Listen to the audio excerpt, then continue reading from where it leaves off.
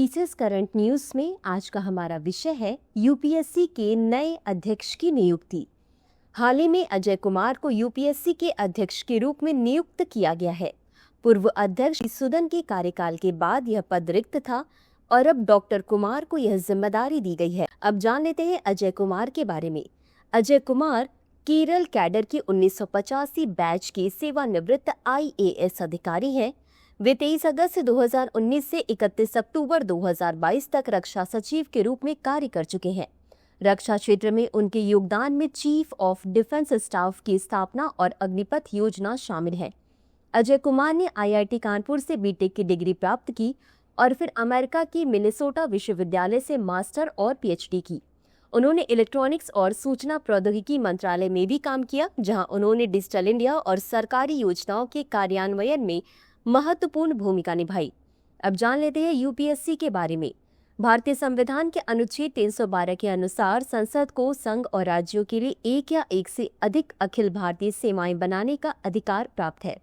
इन सभी अखिल भारतीय सेवाओं में भर्ती संघ लोक सेवा आयोग द्वारा की जाती है। संघ लोक सेवा आयोग भारत में केंद्रीय भर्ती एजेंसी है। यह एक स्वतंत्र संवैधानिक निकाय है। भारतीय संविधान के भाग 14 में अनुच्छेद 315 से अनुच्छेद 323 के तहत संघ लोक सेवा आयोग की संरचना, उसके सदस्यों की नियुक्ति और निष्कासन तथा संघ लोक सेवा आयोग की शक्तियों और कार्यों से संबंधित प्रावधान किए गए हैं। यूपीएससी के अध्यक्ष और अन्य सदस्यों की नियुक्ति भारत के राष्ट्रपति द्वारा की जाती है। यूपीएससी का कोई भी सदस्य 6 साल की अवधि के लिए या 65 वर्ष की आयु तक जो भी पहले हो पद पर रहेगा। कोई भी व्यक्ति जो एक बार लोक सेवा आयोग के सदस्य के रूप में पद धारण कर चुका है, अपने कार्यालय में पुनर्नियुक्ति का पात्र नहीं होगा। इसी के साथ अंत में देख लेते हैं आज के अभ्यास प्रश्न को। यूपीएससी के संदर्भ में निम्नलिखित कथनों पर विचार करें। 1. भारतीय संविधान के भाग 14 में यूपीएससी का उल्लेख है। 2. लोक सेवा आयोग के सदस्य के रूप में पुनर्नियुक्ति का प्रावधान उपलब्ध नहीं है। उपर्युक्त में से कौन सा या कौन से कथन सही है या सही है? A केवल 1, B केवल 2, C 1 और 2 दोनों, D ना तो 1 और ना ही 2।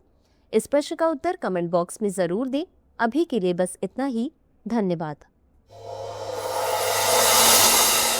डियर व्यूअर्स, अपने एग्जाम की तैयारी को और बेहतर करने के लिए हमारे चैनल को लाइक, शेयर और सब्सक्राइब करना न भूलें।